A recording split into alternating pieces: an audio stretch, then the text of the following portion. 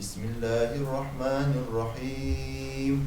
Раннее утро. Еще до рассвета прихожане мечети села Мемдель собираются на праздничный намаз. Здесь и сельчане, и те, кто специально приехал из города к родным. Все друг друга знают, и Курбан-байрам для них еще один повод почувствовать единение. После намаза верующие произносят такбир – восхваление Всевышнего.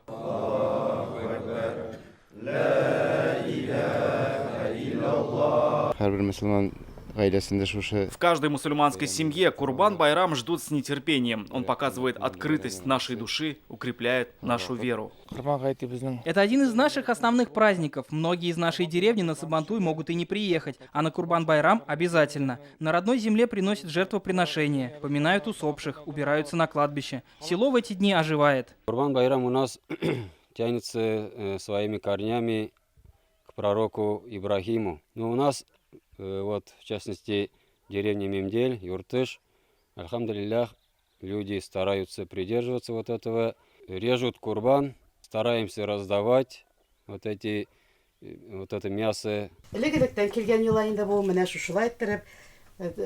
Гайыт намазынан чыгучыларны зур куаныч, шатлык белән каршы алганнар. Это наша традиция. На Курбан-байрам накрываем праздничный стол, встречаем мужчин из мечети, говорит Гульсина Шакирова. Уже с вечера она замесила тесто, чтобы к утру испечь треугольники. Будет много гостей, поэтому готовят сразу несколько партий.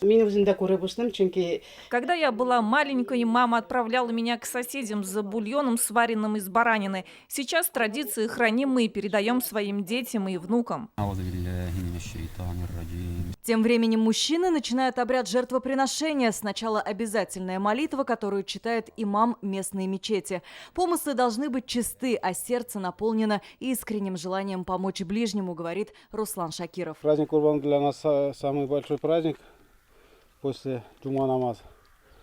Как наш хазрат сегодня сказал, у кого есть, допустим, в этот день в кармане 39 тысяч рублей денег, то он обязан зарезать барашка.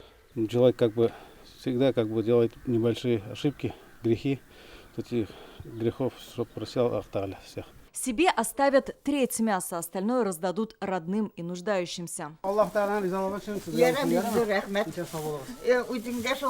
Затем вся семья собирается за большим столом. Мы ждем этот праздник, принимает участие вся наша семья. Маленькие дети тоже просыпаются, наряжаемся красиво, все садимся за праздничный стол. Этот праздник объединяет семью.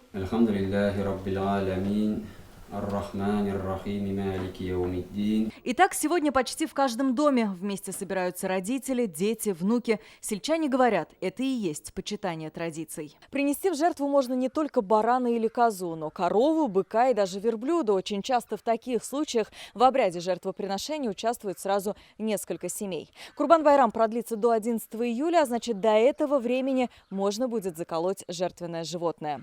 Алия Хайрудинова, Адель Миндубаев, ТНВ. Высокогорский район. Закажи рекламу на ТНВ. Телефон в Казани 5 705 100.